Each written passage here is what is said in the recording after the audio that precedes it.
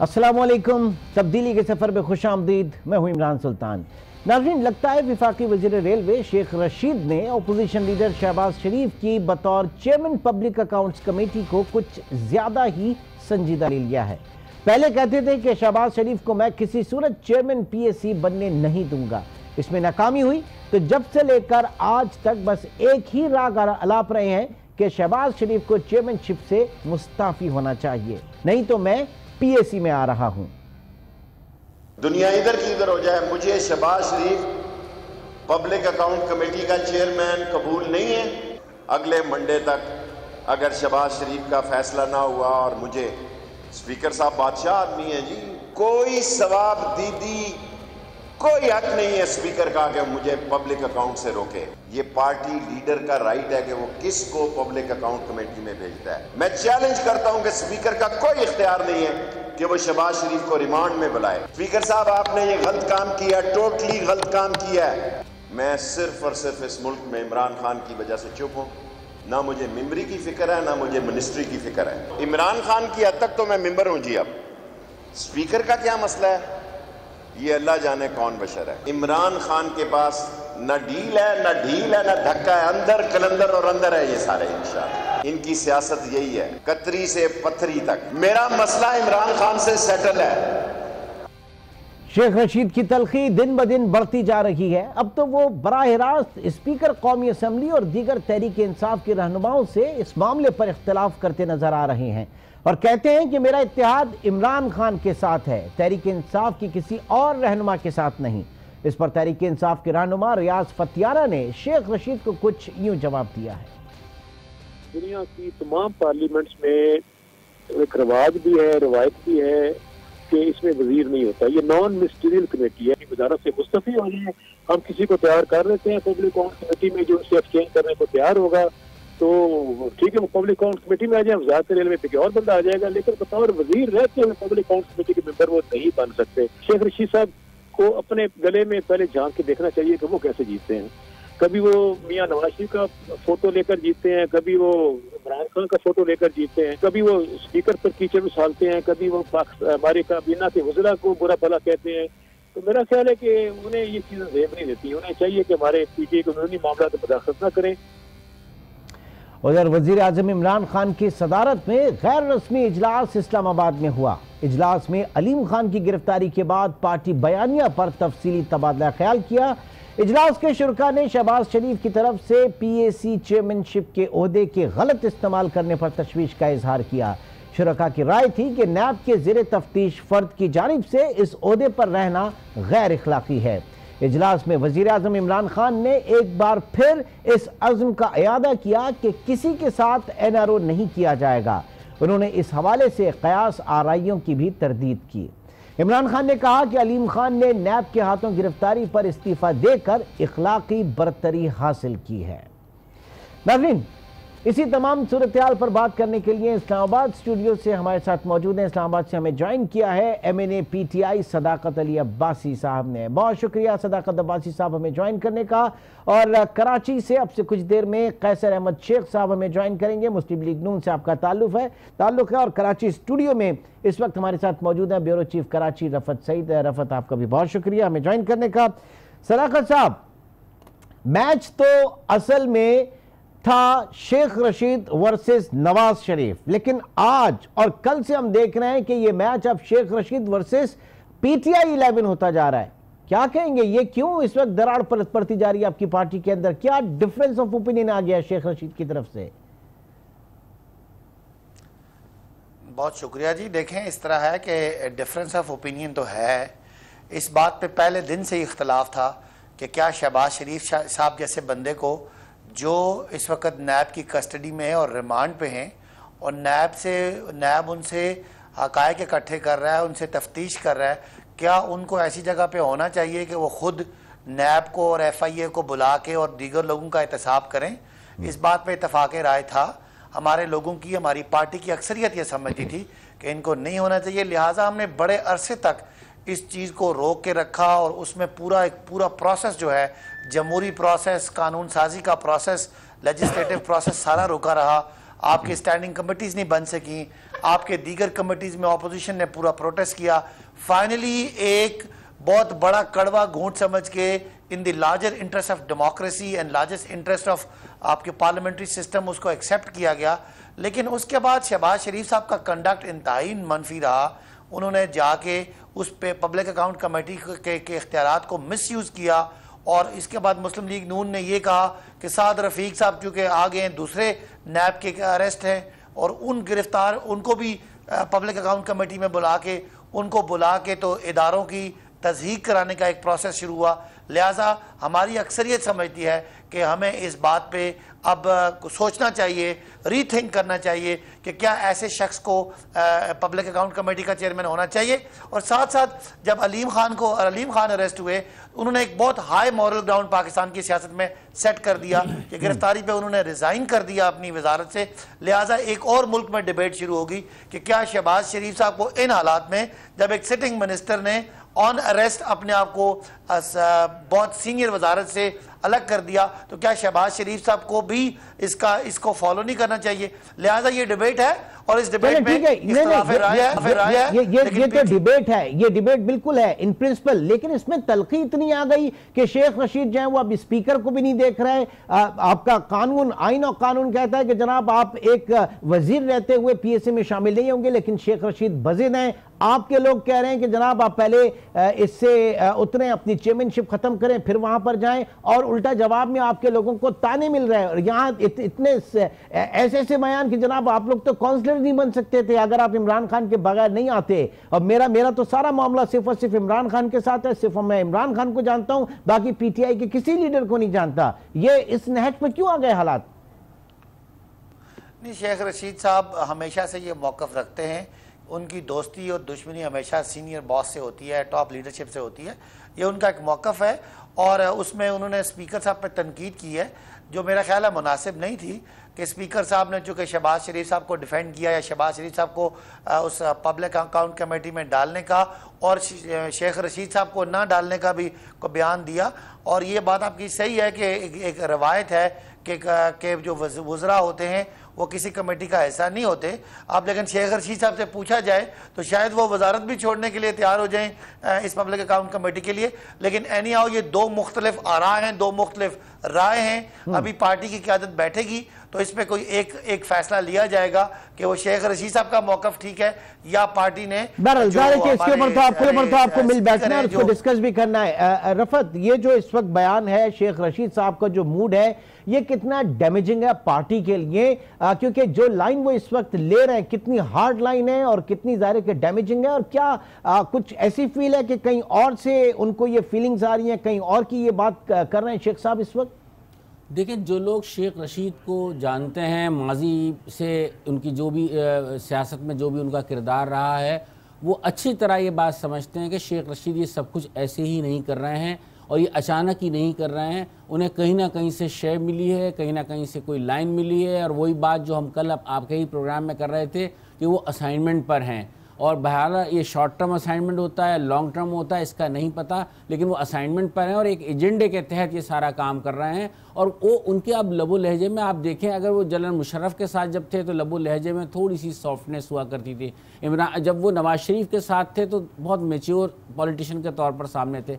लेकिन आज कुछ अरसे से ऐसा हुआ है, जब से वो इमरान खान की तहरीक चलना शुरू हुई, वो जलसों में नमूदार हुए, फिर उनकी एक शराइत टीवी चैनल्स के लिए भी ख़ास तौर से ये होने लग गई कि वो कहते हैं 101 आऊँगा, मैं किसी के साथ नहीं बैठूंगा। तो चैनल्स ने, उनके एंकर्स ने उनके अकेले के इंटरव्यू लेना शुरू कर दिए। अब उनमें इस उनकी गुफ्तगू से तकब्बुर सा नज़र आने लगा है, वो किसी को खातिर में नहीं लाते, हिकारत आमेज़ उनका लबो लहजा है अगर आप नोट करें। और वो अपनी इत्तेहादी जमात जिसने उनको इस मुकाम दिया, इज्जत दी तहरीक इंसाफ ने, वो तहरीक इंसाफ के लोगों के लिए भी इसी किस्म की गुफ्तगू करते हैं। वो उनमें कोई वो तखसीस नहीं रख रहे हैं कि तहरीक इंसाफ के लिए कुछ और लबो लहजा हो, मुस्लिम लीग नून के लिए कुछ और हो। जो उनकी राह में आता है वो उसको बिल्कुल गिरा कर आगे बढ़ना चाहते हैं। और मुझे नहीं लगता इसमें वो कोई बहुत ज़्यादा ओवर एम्बिशियस लगते हैं, या वो अपने आप को डिप्टी प्राइम मिनिस्टर अब देख रहे हैं। वो हर तरह से एक लिहाज से कह सकते हैं सियासत की ज़बान में वो एक लिहाज से अभी अभी झगड़ा कर रहे हैं, हाँ, गन कर रहे हैं। ये अब्बासी साहब ने एक बात की कि उनका ये एक अंदाज है कि वो टॉप लीडरशिप से उनके जो है वो ताल्लुकात रहते हैं, उनसे डायरेक्ट उनकी डीलिंग होती है, but at what cost? At the cost of the party, क्योंकि पार्टी इस वक्त जो है आज आपके रियाज फतियाना साहब जो हैं उन्होंने उनका जवाब दिया, फिर स्पीकर जो है वो भी जाहिर है कि उनकी पोजीशन इस वक्त शेख रशीद साहब जो है उसके ऊपर सवालिया निशान खड़ा कर रहे हैं। तो ये आप लोग डिस्कस तो करेंगे, लेकिन किस पैराए में इसको डिस्कस करेंगे, कितना डैमेजिंग है आपकी पार्टी के लिए? देखें जी, शेख रशीद साहब जो है वो हमारी पार्टी के मेंबर नहीं है, वो हमारे इत्तेहादी हैं और इत्तेहादियों की पार्टी की पॉलिसी के साथ इख्तलाफात रहते हैं। कभी क्यू लीग वाले नाराज होते हैं, कभी एमक्यू वाले नाराज होते हैं और वो मामला चलते रहते हैं। लेकिन इतनी हार्ड लाइन तो सर इतनी हार्ड लाइन तो आपकी काफ लीग ने नहीं ली कभी, इतनी हार्ड लाइन तो एमक्यूएम ने नहीं ली। 8 दिन का आपको अल्टीमेटम दे दिया उन्होंने अगले मंडे तक का, कि अगले मंडे तक जो है ये इनको वापस किया जाए, चेयरमैनशिप इनकी खत्म की जाए। देखें, शेख रशीद साहब इससे पहले इसी मौक़िफ़ पे कायम थे, लेकिन हमारी पार्टी ने शेख रशीद साहब का जो हार्ड लाइन थी उसकी मुकाबले में सॉफ्ट लाइन लेके हमने मूव फॉरवर्ड किया, हमने कमेटीज़ बना ली। अब पार्टी इस पे बैठेगी और या शेख रशीद साहब वाली बात पे आएंगे या दूसरे पे आएंगे, और जिस पे हम आएंगे दूसरे पर बाकी को कायल होना पड़ेगा। शेख रशीद साहब का मौक़िफ़ बयान करने का अंदाज़ ऐसे ही है, वो हमेशा से ऐसे ही थे। पता नहीं वो नवाज शरीफ साहब के दौर में आपको किस तरह सॉफ्ट लगे, उस वक्त वो बेनज़ीर साहिबा पे बड़ी तनकीद किया करते थे और मियाँ साहब बड़ा इससे खुश थे। तो एनी हाउ वो शेख साहब का एक अपना मिजाज है, सर इसमें इख्तिलाफ पे करते हैं ना सर, ऑपोजिशन पे वो अब्बासी साहब वो ऑपोजिशन पे तनकीद करते थे, विद इन द पार्टी के अंदर अपने इत्तेहादियों थोड़ी करते थे। मेरे ख्याल में पोरस के हाथी बनते जा रहे हैं अब। जी रफत आगे बढ़िए। ये आपकी मेरी राय के मुताबिक वो हमारे पीटीआई के मेंबर नहीं है, पीटीआई के एमएनए नहीं है, लिहाजा वो हमारी पार्टी और अब उनकी पार्टी के दरमियान इख्तलाफ राय एक इशू पे है, वो अपना मौक़िफ़ बयान कर रहे हैं। अब हमारी जो पार्लिमानी पार्टी है जिधर उसकी अक्सरियत होगी, सबको बात माननी पड़ेगी, चाहे वो शेख रशीद साहब हो, चाहे वो आगे बढ़ते हैं सर, सिंध असेंबली की तरफ आते हैं। जो एक कुलिया है, जो बेसिक फॉर्मूला है कि पब्लिक अकाउंट्स कमेटी की चेयरमैनशिप जो है वो अपोजिशन लीडर को दी जाए, यही कुलिया आप सिंध में भी इस्तेमाल कर रहे हैं। वहां पे फिरदौस शमीम नकवी जो है वो डिमांड कर रहे हैं कि उनके पास पीएससी होनी चाहिए। तो ये जो बेंचमार्क्स हैं, पीटीआई कहीं ना कहीं इन्हीं के दरमियान फंस रही है। देखें, हम समझते हैं कि पीपल्स पार्टी बहुत बड़ी क्लेमेंट थी इस बात की कि ये जो पब्लिक अकाउंट कमेटी का चेयरमैन है ये ऑपोजिशन के पास हो, और पीपल्स पार्टी ही पब्लिक के सामने एक्सपोज हुई कि वो दूसरा टेन्योर है उनका, बल्कि तीसरा टेन्योर है सिंध में, कि उन्होंने अपनी जो पब्लिक अकाउंट कमेटी है सूबे में उन्होंने ऑपोजिशन को नहीं दी। तो हम तो पूरी तरह डिमांड कर रहे हैं, उन्हीं उसूल पे कर रहे हैं, उन्हीं लाइंस पे कर रहे हैं, उन्हीं कदमों पे कर रहे हैं जिसमें पीपल्स पार्टी की क़यादत ने ये बात मानी है। तो पीपल्स पार्टी की क़यादत अब शायद उनको एहसास नहीं है अवामी सपोर्ट का, इसीलिए इतनी बड़ी पार्टी जो खैबर से लेके कराची तक और बलोचिस्तान में भी थी, वो पार्टी अब सुकड़ के तो सिंध के देहाती इलाकों तक रह गई है, और इस तरह की बेअसूलियाँ करते रहेंगे तो मुझे लगता है वहाँ भी वो रिप्लेस हो जाएंगे। ठीक है नाज़रीन, इस वक्त हमें कैसर अहमद शेख साहब ने भी ज्वाइन किया, रुकन कौमी असम्बली है, पाकिस्तान मुस्लिम लीग नून से आपका ताल्लुक है। बहुत शुक्रिया कैसर साहब हमें ज्वाइन करने का। शहबाज शरीफ साहब क्यों नहीं छोड़ देते चेयरमैनशिप पब्लिक अकाउंट्स कमेटी की? अलीम खान गिरफ्तार हुए, उन्होंने एक हाई मॉरल जो है इस वक्त एक अटार जो है वो शो किया, ऐसा शहबाज शरीफ साहब भी कर दें, सारा मसला ही खत्म हो जाए। बिस्मिल्लाहिर्रहमानिर्रहीम। देखिए ये बड़ा सादा सी बात है। अलीम खान जो गिरफ़्तार हुए तो उनको वजारत मिली हुई थी, उन्होंने कोई असम्बली से इस्तीफ़ा नहीं दिया, जो इलेक्ट होके आए हैं ना अपने मेंबर, उससे इस्तीफ़ा नहीं दिया।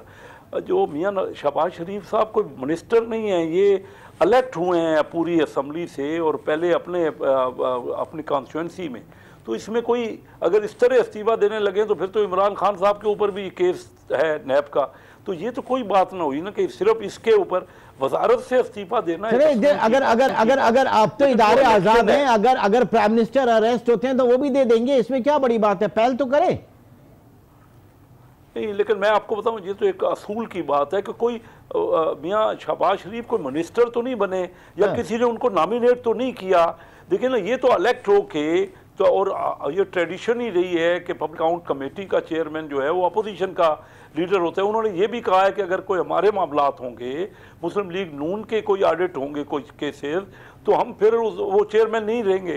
Excuse me. उसके साथ साथ देखिए कि मैं खुद फाइनेंस कमेटी का चेयरमैन था, वहाँ मेजॉरिटी से देखिए ना, किसी भी कमेटी में फैसले मेजॉरिटी से होते हैं, चेयरमैन नहीं करता कोई फैसले, चेयरमैन का फैसला नहीं होता, चेयरमैन तो he has got one vote only, and if there is a tie then he can have a casting vote. तो ये तो लेकिन सर जिस तरीके से जिनके सामने वो जवाबदेह हैं असेंबली से बाहर, जिनके सामने, जिन इदारों के सामने वो जवाबदेह हैं असेंबली के अंदर, इस पोजीशन पे आके उन्हीं को जब वो कॉल कर रहे हैं, तो क्या ये आप समझ रहे हैं कि अखलाकी उस पे सही होता है?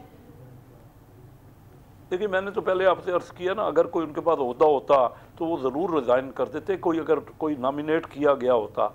ये तो एक इलेक्शन से और एक ट्रेडिशन है पूरी, लेकिन अपोजिशन के वो लीडर इलेक्ट हुए हैं। लेकिन sir chairman public accounts committee भी एक मिनिस्टर के इक्विवेलेंट होता है, वो chairman public accounts committee. Sir ji, मैं तो कोई इससे इनकार नहीं कर रहा, उसका बहुत बड़ा ओहदा है। हाँ। लेकिन देखिए ना, बात हमारे यहाँ यही ट्रेडिशन रही, और वो उन्होंने ये कहा कि अगर हमारा कोई केस होगा तो हम चेयरमैन मियाँ साहब नहीं रहेंगे, किसी और को चेयरमैन बना देंगे, और फिर मेजॉरिटी वहाँ पीटीआई की है। मुझे तो ये समझ नहीं आती कोई फैसला। अच्छा, पीटीआई के मेंबर अपना एजेंडा भी बता सकते हैं, क्योंकि चेयरमैन का काम क्या होता है कमेटी का? या वो एजेंडा फिक्स करता है और या फिर वो कंडक्ट करता है मीटिंग को।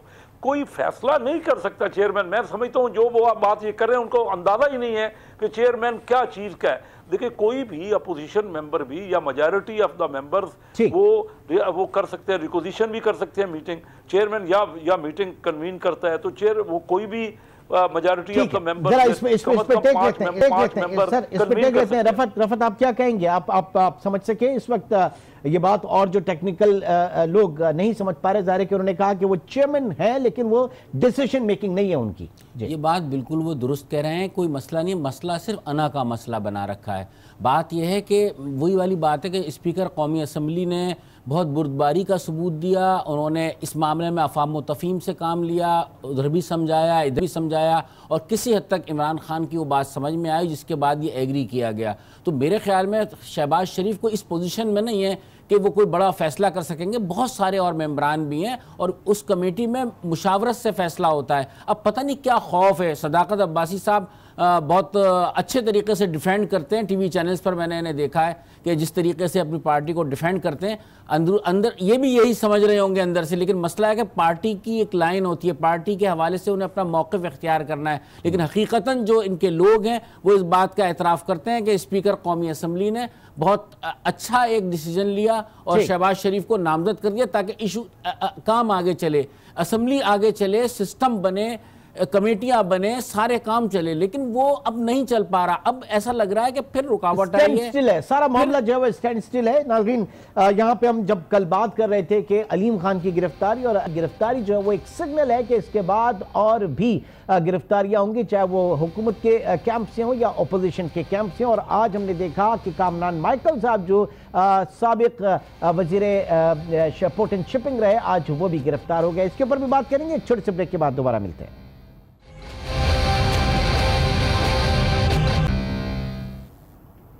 Welcome back. बात कर रहे हैं पाकिस्तानी सियासत की। कैसर शेख साहब, आप बड़े सीजन पॉलिटिशियन हैं, बड़े पुराने सियासी कारकुन हैं, शेख रशीद की पॉलिटिक्स को बहुत अच्छी तरह समझते हैं। बताइए, शेख साहब की सियासत इस वक्त किस पिच के ऊपर है? क्या विकेटों की दोनों तरफ वो खेल रहे हैं? वो एक तरफ स्पीकर को भी टफ टाइम दे रहे हैं, दूसरी तरफ पीटीआई अपनी इत्तेहादी जमात के जो MNA MPs हैं उनके खिलाफ भी बात कर रहे हैं। क्या चाह रहे हैं? जी, शेख रशीद साहब बड़े सीजन पॉलिटिशियन हैं। मुझे ये समझ नहीं आ रही, देखे ना वो क्या चाह रहे हैं। क्या ये चाह रहे हैं कि ये असम्बली चले? अगर इस तरह के बयानात जो शोला बयानी चल रही है और शुरू से ही एक दूसरे को कि ये फ़लाँ करप्ट है, फ़लाँ चोर है, मेरी बात सुनिए, हुकूमत का काम तो ये होता है कि वो मामलात को संभालें। और उसका पहले दिन से ही हमारे लीडर ऑफ अपोजिशन मियाँ शहबाज शरीफ साहब ने कहा कि मुल्क को मईशत का प्रॉब्लम है। हम चार्टर ऑफ इकानमी पे बात करना चाहिए। कभी के लिए अपोजिशन ने नहीं कहा। मैं बड़े अरसे से 97 से पिछले 22 साल से असम्बलियों को में आ रहा हूँ। लेकिन मुझे नहीं पता कि कभी किसी अपोजिशन ने कहा हो कि हम आपको कोऑपरेट करना चाहते हैं, हम आपको मशवरा देना चाहते हैं, हमारे साथ मिलकर बात करें और इकानमी के बारे में बात करें। चार्टर शेख रशीद की इस वक्त जो सियासत है वो आप भी समझने से कासिर हैं। शेख साहब की जो सियासत है सर, मैं बिल्कुल कासिर हूं। मुझे ये जो बात चल रही थी, बड़े पुराने तल्लुक हैं उनसे। बिल्कुल सर, ये जो बात चल रही थी इस वक्त कि कल अलीम खान की गिरफ्तारी, उसके बाद था कि मजीद गिरफ्तारियां होंगी। आज आपके एक साबिक वजीर port and shipping Kamran Michael जो है वो भी गिरफ्तार हो गए। ये कहां तक जाएगा सिलसिला? मामला देखिए, ये तो बड़ा मामला आगे चल रहा है। देखिए, नैब का जो कानून है वो कानून में हम समझते हैं, सब समझ रहे हैं, अब तमाम पार्टियां कि बैठ के कोई ऐसा लायामल बनाया जाए जिससे, देखिए ना, ये सारे सियासी केसेज हैं, इन सियासी के लोगों को ही, जो हाई प्रोफाइल लोग हैं उन्हीं को बारे में ज़्यादा नैब के मामलात हो रहे हैं। तो ये समझना पड़ेगा कि हमें असम्बली के अंदर कोई ऐसा, देखिए मैं ये कभी नहीं कहता कि एहतसाब ना हो, खुद मियां नवाज शरीफ साहब ने 150 से 200 पेशियां भुगती हैं जो 3 बार के प्राइम मिनिस्टर रहे। तो हम चाहते हैं कि नैब अपनी जगह पे काम करे। अब्बासी साहब अब जो सिग्नल आ रहे हैं, अरब रुपए की, जी जी सर अब्बासी साहब अब जो सिग्नल्स आ रहे हैं, अब तो इफ्तिखार हैदर साहब जो हैं वो उन्होंने कहा कि नैब ने बिल्कुल, हम तो नहीं समझे थे, हम तो कुछ और समझते थे कि नैब ऐसे कार्रवाई करेगी। नैब ने जो है बिल्कुल चीजों को गड़मट कर दिया है। अब नैब के ऊपर तो आपके अंदर, आपकी पार्टी के अंदर से जो है वो बातें उठ रही हैं। अब्बासी साहब, इमरान साहब, नैब के जो कानून है उसमें जो चेयरमैन के इख्तियारात हैं को जब और जिस स्टेज पे जिस शख्स को चाहे वो उठा सकते हैं, इस पे एतराज़ है और वो सारी पार्टियों का है। लेकिन सबसे पहले तो कैसर शेख साहब की पार्टी को और पीपल्स पार्टी को हम इस बात पे कंडेम करें कि ये 10 साल हुकूमत करते रहे और ये एक दूसरे का पेट फाड़ने की बातें भी करते रहे, एक दूसरे का एहतसाब करने की बातें भी करते रहे और करप्शन का वावेला भी रहा। लेकिन इनके पास शायद उन हरकतों या उन कामों से इतना ये बिजी थे उन कामों में कि इनके पास वक्त ही नहीं था कि ये कानून को देखते। अब हमारी ये जिम्मेदारी है कि इस कानून में जितने सुकम है उनको दूर करें, और ख़ासकर ये वाइट कॉलर क्राइम, इसको पकड़ना इतना मुश्किल है कि मैं तो समझता हूँ, मेरी पार्टी भी समझती है कि कानून को और सख्त करें। लेकिन जहाँ तक इसमें ट्रांसपेरेंसी लानी है, बराबरी लानी है, अक्रॉस द बोर्ड इसको करना है, वो बिल्कुल होना चाहिए और मैं इसको सपोर्ट करता हूँ। बाकी ये कह देना कि जब कोई बड़ा बंदा पकड़ा जाए तो उस वक्त सब लोग जो है वो उस कानून पे तनकीद करते हैं। जब इससे पहले ब्यूरोक्रेट्स और पॉलिटिकल लोग पकड़े गए तो मुस्लिम लीग नून को कोई इस पे गिला नहीं था। मेरे भाई कैसर शेख साहब कहते हैं कि शहबाज शरीफ साहब ने आके बड़ी चार्टर ऑफ इकॉनमी पे बात की। मुझे एक उनका मशवरा, एक तकरीर सुना दें जो इकॉनमी की बेहतरी पे हो। वो तो यही कहते रहे नैब हुकूमत खाना है, नैब इमरान खान और नैब का अनहोली अलायंस है, वहाँ पे चटखनियाँ नहीं है, वहाँ पे बड़ी हवा नहीं है। लेकिन अब्बासी साहब पाकिस्तान की आवाम ने जो वोट दिया था वो इन कानूनी सकन के हवाले से नहीं दिया था। प्रायोरिटी, अव्वलीन तरजीह ये थी कि आवाम को रोजगार मिले, आवाम को जो है गुर्बत का खात्मा हो, तालीम आम हो, सेहत आमा की सहूलतें आवाम को मिले। आज कराची में गैस नहीं है, पानी नहीं है, ये तमाम मामलात भी तो आप ही लोगों ने देखने। और अब तो बाकायदा वजीर इत्तलात आज कह चुके हैं कि फौरी रिलीफ नहीं दे सकते अपने वोटर्स को। आज तो वजीर इत्तलात जी कह चुके हैं। इमरान साहब बिल्कुल सही कह रहे हैं आप कि अगर एक हुकूमत जिसका टोटल बजट जो है, टोटल जो उसका रेवेन्यू है वो अगर 4000 अरब है और वो 2300 अरब रुपए का खसारा करेगी तो इसका मतलब है 2300 अरब रुपया फालतू टैक्स लग के वो खसारा पूरा होगा। और एक हुकूमत जो करंट अकाउंट का खसारा 19 बिलियन डॉलर का छोड़ के जाएगी तो आप मईशत को समझते हैं वो 19 बिलियन कहीं से इकट्ठा होना है। और जब 19 बिलियन आप मांगने तांगने जाएंगे तो आपका जो करंट अकाउंट का खसारा है, इसका बोझ आपकी करेंसी पे पड़ता है, जो करेंसी आपकी डिप्रिशिएट करती है और उससे महंगाई सर बात ये है कि ख्वाब भी तो आप ही लोगों ने दिखाए थे पाकिस्तान में बिल्कुल चेंजेस के। रफत की तरफ आता हूं। रफत साहब, इस वक्त जो बात हो रही है, जब इकोनॉमी के ऊपर बात की जाए, अगर मुझे बोलने देते तो जी प्लीज मुझे मुकम्मल करने दें। हम जो करना चाह रहे हैं, अगर ये करप्शन ना होती तो शायद ये जो खसारे हैं ये भी कम होते और हमारे पास कोई बजट होता, हम लोगों को सब्सिडाइज करते, उनको सस्ती चीजें देते। 154 और 157 अरब का जो गैस का खसारा है, सिंपल सी बात है सर, अगर करप्शन नहीं होती तो आपको वोट भी क्यों पड़ता, कोई आपको वोट क्यों देता? करप्शन थी तो फिर आपको वोट पड़े सर। एक नाज़रीन तो आप इमरान साहब छोटे से ब्रेक मिलते हैं। इस वक्त हमारा पैनल पूरा मौजूद है, एक छोटे से ब्रेक के बाद दोबारा मिलते हैं।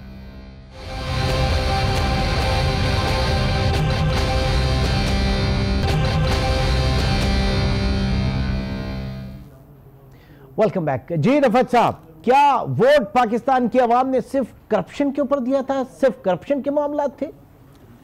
देखिए, लोगों ने वोट तो दिया था अपनी ज़िंदगियों को बेहतर बनाने के लिए। जो खुशकुन ख्वाब दिखाए गए थे तहरीक इंसाफ की तरफ से, तो ऐसा लगता था कि सारे पूरे हो जाएंगे। और मुझे वो बात मुराद सईद साहब का वो फ़िक्रा और वो जो सोशल मीडिया पे गर्दिश भी कर रहा है कि पहले दिन इतने अरब डॉलर आ जाएंगे, दूसरे दिन इतने अरब आ जाएंगे और फिर उसके बाद यहाँ दूध की नहरें बहेंगी, तो ऐसा मुमकिन नहीं था। लेकिन उन्होंने एक बात की थी। मैं ये बात कहूँगा, खसारे की बात जो की है, अब्बासी साहब को अगर बुरा ना लगे तो बात मैं सिर्फ ये कहूँगा कि नवाज शरीफ पहली बार वज़ीर आज़म बने तो ख़जाना खाली था, मोहतरमा बेनज़ीर भुट्टो बनी तो ख़जाना खाली था, फिर दोनों दो बार बने, उसके बाद फिर जनरल मुशर्रफ आए तो उन्होंने ये कह कर के ख़जाना खाली था, उसके बाद शौकत अजीज़ साहब थे तो वो भी कहते थे ख़जाना खाली था। पता नहीं ख़जाना भरता कब है, वहाँ से पैसा कब निकलता है, और वही उज़ुर वही चीज़ें अब हमें तहरीक इंसाफ से सुनने को मिल रही हैं। मेरे ख्याल में मिसमैनेजमेंट है, ना तजर्बेकारी है। थोड़ा सा इन चीज़ों को अगर काबू पा ले तहरीक इंसाफ तो बहुत सारी मुश्किलात से निकल सकती है।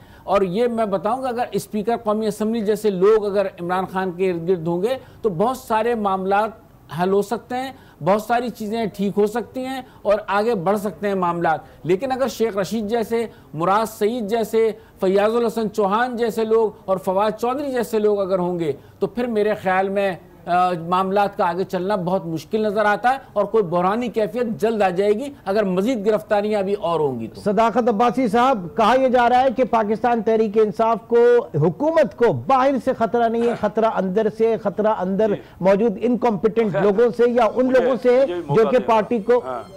जी कैसर साहब, आप कुछ बोलना चाह रहे हैं? जी जी, देखिए सदाकत अब्बासी साहब ने बात की, ये खुद इकोनॉमिक्स के प्रोफेसर हैं, ये जानबूझ के ये पढ़ाते रहे वहाँ, ये जानबूझ के इन सब फैक्ट्स का इनको पता है, जानबूझ के जो हकायक है ना उनको मरोड़ के बात कर रहे हैं। देखिए अभी न्यूट्रल इदारे हैं, 3 दुनिया की बड़ी जो रेटिंग कंपनीज है ना, मोदीज है, स्टैंडर्ड एंड पुअर हैं, उसके अलावा ये फ्रेंच हैं, तो इन तमाम ने हमारी जो रेटिंग है ना बी से -B कर दी है, यानी हालात बहुत खराब बता दिए इन 6 महीनों में। अच्छा मुझे ये बताइए, ये कहते हैं खजाना खाली है, भाई ये 6 महीने तो नए भरने के लिए मिल गए ना। हर साल, मैं खुद फाइनेंस कमेटी का चेयरमैन रहा हूँ, देखिए बात सीधी करें, फैक्ट एंड फिगर पे बात करें, हर साल नए तरीके से टैक्स आते हैं और नए खर्च होते हैं, नया बजट बनता है। अब 6 महीने गुजर गए, ये अगर पहले सारी करप्शन हो रही थी, फर्ज कर लीजिए तो ये सब ठीक आ गए हैं, तो कोई ना कोई तो रेवेन्यू बढ़ना चाहिए, कोई ना कोई तो टैक्स ज्यादा वसूल होने चाहिए, किसी जगह तो बेहतरी की नजर आनी चाहिए। हमारा मुल्क तो बहुत बड़ी, अब्बासी साहब अगर आप ये आने के बाद 1.5%, मैं आपको बताऊं 1.5% जो हमारी GDP ग्रोथ, जो नमू है ना, शरह नमू, वो कम हो गई है। उसका मतलब है 600 अरब रुपए लोगों के जेब में इस साल कम जाएगा। 600 अरब रुपए लोगों के जेब में जो पिछले साल पैसे गए थे वो कम जाएंगे। ग्रोथ हम ले लेते हैं सर, जवाब ले लेते हैं अब्बासी साहब से, जवाब ले लेते हैं। जी अब्बासी साहब। जी जो मैंने बात की है, मैंने बिल्कुल फैक्ट्स एंड फिगर्स की बात की है। 6.6% खसारा है बजट का, 2300 अरब का खसारा है, तो वो खसारा है और फैक्ट्स में है कि 2300 अरब रुपया आपका शॉर्टफॉल है। मैंने कहा कि बिजली का 1200 अरब का करंट, अब बिजली का सर्कुलर डेट है, तो वो है, वो कहीं ना कहीं से आना है। अगर गैस का खसारा है